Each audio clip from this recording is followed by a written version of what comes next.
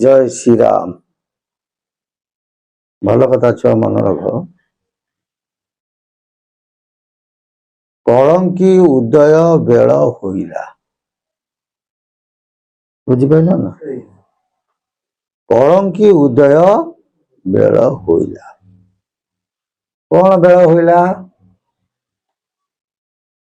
महाप्रभु नर अंगरे परिप्रकाश है। दुष्ट को संहारण करिए या तो कौन ये संहारण करिए से कलंकी ना नहीं। किंतु भल कथा छुआ मन रख। जयदेव कहते गीति गोविंद रे मेछ निभनी धने कर शिखर बाड़ धूम के तुमी किमपि कराड़ के सब धृत कलंकी शरीर जय जगदीश हरे। प्रभु निराकार नराकार रूप को धारण करी अश्व पर आरोहण करी दुष्ट को कौन करिवे संहार करिवे हाथ में खंडा धरिवे।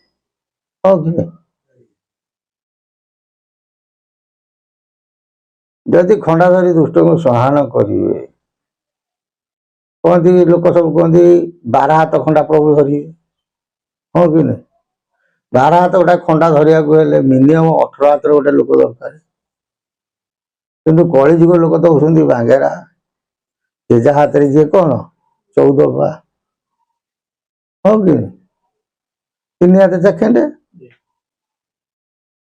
तेणु गोटे 14 पा लोक कस्मिन काले 18 हाथ खंडा धरी दुष्ट 12 हाथ खंडा धरी दुष्ट संहार कर कि असंभव ना संभव। श्रवण माता शिव केमिति प्रभु 12 हाथ खंडा धरिया सत्य कु अस्त्र मन था ज्ञान अस्त्र। बुझी हो ना? 12 ज्ञान अस्त्र प्रभु कौन करिवे दुष्ट संहार करिवे।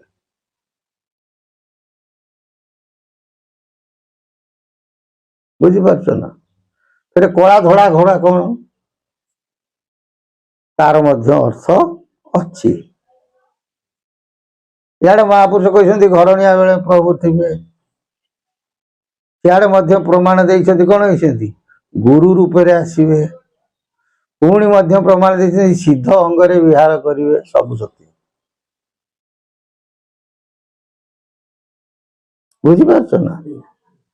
वास्तव मत मन रखी था छुआ समय तो बहुत ही जाऊँगी प्रभु दुष्ट को संहारण करेंगे कौन ना आज्ञा आज्ञारु जगत सृष्टि आज्ञारु कौन हम विनाश। जहाँ को अच्युत कहते प्रभु जो आसवे कौटी जल रूप में आसवे कौटी अग्नि रूप में पड़े कौटी पवन रूप में कौन है उड़ी ने कौटी तप तूपर समर लगे तपर बल बेसी हम तोप जे आउ न फुटब। बुझी ना? तेणु जगत रे मन रख भगवान बोली गोटे सत्ता निश्चिंत अच्छी। बुझी तो गोटे नीति शिक्षा कहला पर कहूँ गोटे मन रखी था जेकोसी व्यक्ति हो यदि रोगाग्रस्त हो किंबा मन रे शांति नहीं सदा सर्वदा गायत्री जप कर देखिब तुम बहुत उपकार हो। बुझीपार ना? कौ गायत्री ना त्रिपदा गायत्री। गायत्री अनेक अच्छी जाऊती 12 त्रिपदा 24 चूड़ावन चतुर्दश प्रणव 16 4 प्रणव द्विदंश 4 16 64 वर्ण प्रकाश तन्मध्यरु त्रिपदा गायत्री को जप कले मनुष्यर बहुत उपकारिता आसता। ओम भूर्भुवः स्वः तस्य विदुर्वरेण्यं भर्गो से धीमहि धियो यो न प्रचोदयात्। बुझी आम सब आखि थी कणा आम समता पढ़ुचे कि धाराटा को अनुसरण करू ना।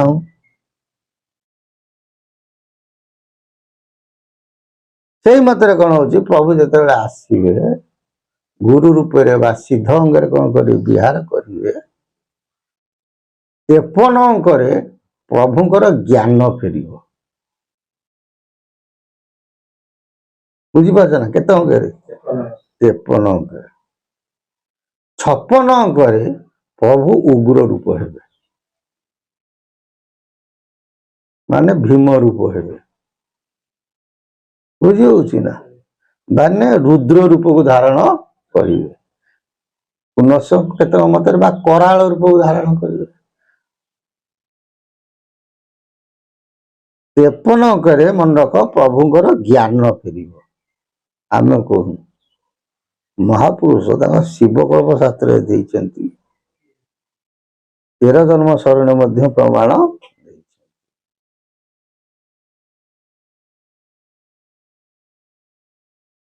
तेणु 56 अंकरे कौन हो निजे आज्ञा कौन करेंगे संसार को खिनि भिनि करदे खिनि भिनि कौन करेंगे दुष्ट को विनाश करेंगे केते गुरु 56 अंक एवं 53 अंकरु 56 अंक ये हूँ मन रखा घड़ी संधि मुहूर्त है 53 अंक जिते बड़े हम एक प्रभुंकर ज्ञान फेर द्वितीय ओडिशा रे भयंकर कौन हो जल विभीषिका देखा दो कारण आम बहुत आगुरी विषय आलोचना कर 54 अंकरे ओडिशा रे भयंकर भूमिकंपर वातावरण देखा दे आ प्रभु को जिते 55 वर्ष हम से मन रखि था मीन कृष्ण चतुर्दशी शुक्रवार पड़ू एवं 56 अंकटा हूँ कौन कराल समय बुझीपार ना बर्तमान जो से नरदेव आसवे ज्ञान फेरवे फेर सब प्राय समय ध्यानस्थ हे चेतना माने जन्म थी नथिले गंडगोलिया नुह तेणु बयस जो सोपान बढ़ ज्ञान सोपान बढ़ आ ज्ञान कौटू फेर मन रखि था शिवकल्प शास्त्र प्रमाण दिए जो अष्टनिधि रही प्रभु प्रथम जा 53 अंक विजय करेंगे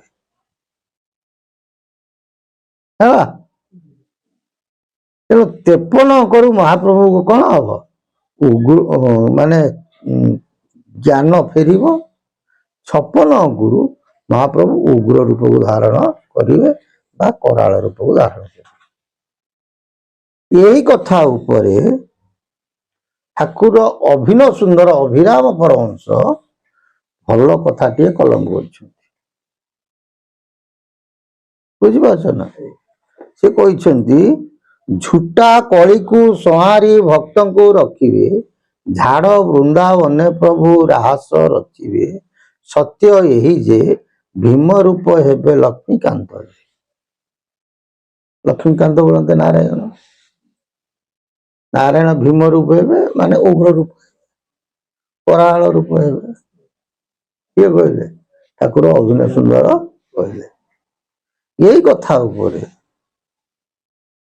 अच्युत मध्य कलम कले कहले केबे हम अच्युत महापुरुष कहते ओंकार मूर्ति हेबे नारायण कलंकी स्वरूप होई 350 एकत्र होइब पामर अच्युत कही कहले कलंकी मूर्ति केबे ठाकुर हेबे ओंकार मूर्ति माने स्वयं नारायण हेबे नारायण कलंकी स्वरूप होई माने कलंकी स्वरूप को धारण करिए माने उग्र रूप को धारण करिए बा कराल रूप को धारण करिए केबे ना 350 बोलते 36 20 बोलते 20 के 56 एकत्र हो ये कथाटा घटिव पामर अच्युत कही अच्युत महापुरुष निजक केते हीन भाव रखिंट तुम्हें से विचार कर ନିଜକୁ ହୀନ ବୋଲି କହିଛନ୍ତି, ଶୂଦ୍ର ବୋଲି କହିଛନ୍ତି, ପାମର ବୋଲି ମଧ୍ୟ କହିଛନ୍ତି। ଆଉ ତମକୁ ମୁଁ କହୁଛି ମନେ ରଖିଥାଅ, ପ୍ରଭୁଙ୍କର ଯିଏ ପ୍ରକୃତର ଭକ୍ତ ହେଇଥିବ ସେ ସଦାସର୍ବଦା କଣ ହେଇଯିବ? ନତମସ୍ତକ ହେଇଥାଏ। ମୁକାର ଶବ୍ଦକୁ କେବେ ହେଲେ ପରିଧାନ କରେ ନାହିଁ।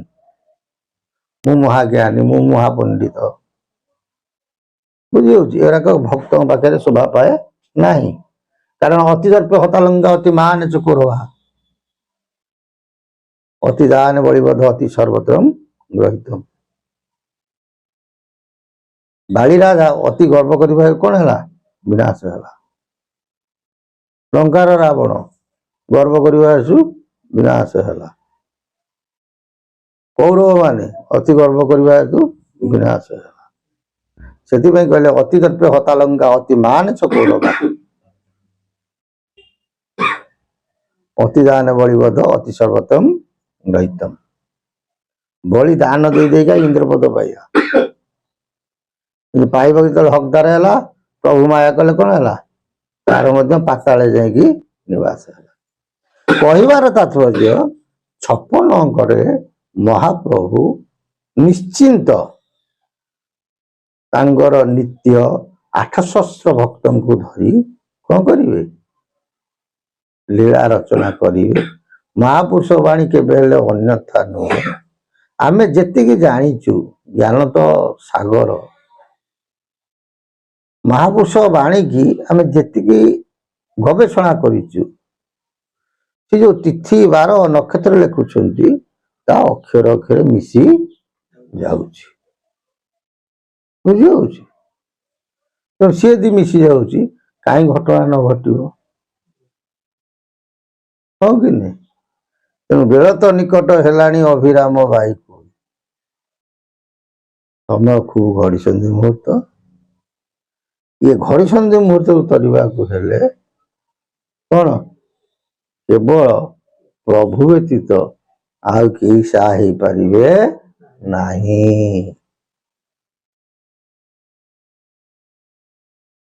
ପ୍ରଭୁଙ୍କ ବ୍ୟତୀତ କେହି ସାହା ହେଇପାରିବେ ନାହିଁ। ଅତୀତରେ ଧର୍ମ ବଳ ଅଧିକା ଥିଲା, କିନ୍ତୁ ବର୍ତ୍ତମାନ ଧନ ବଳ ଲୋକଙ୍କ ପାଖେ ଅଧିକା। କିନ୍ତୁ ଇଏ ଧନ ଚିରସ୍ଥାୟୀ ନୁହେଁ। ଧର୍ମ ରୂପକ ଧନ ହଉଛି ଚିରସ୍ଥାୟୀ। ବୁଝିପାରିଲେ ନା ବୁଝିପାରିଲେ? ସେଥିପାଇଁ ପାଠ ପଢିଲା ବେଳେ କଣ ପଢୁ? ପ୍ରାର୍ଥନା କରୁ, ବାଳକେ ମୋର ଭଲ କର, ବେଳ ହୁଁ ଗୋବିନ୍ଦ ସୁମର। ଧର୍ମ ଏକା ସିନା ମହତ ପଣିଆ, ଆଉ ସବୁ କଥା ଅଢେଇ ଦେନିଆ। ବୁଝିଲ ନା ନାରାୟଣ ବାବା? ଜୟ ଜଗନ୍ନାଥ। ସେ ପ୍ରଭୁଙ୍କ ସଦିଚ୍ଛା ପୂର୍ଣ୍ଣ ହଉ। ବୋଲ ଆନନ୍ଦେ କହା ହରି।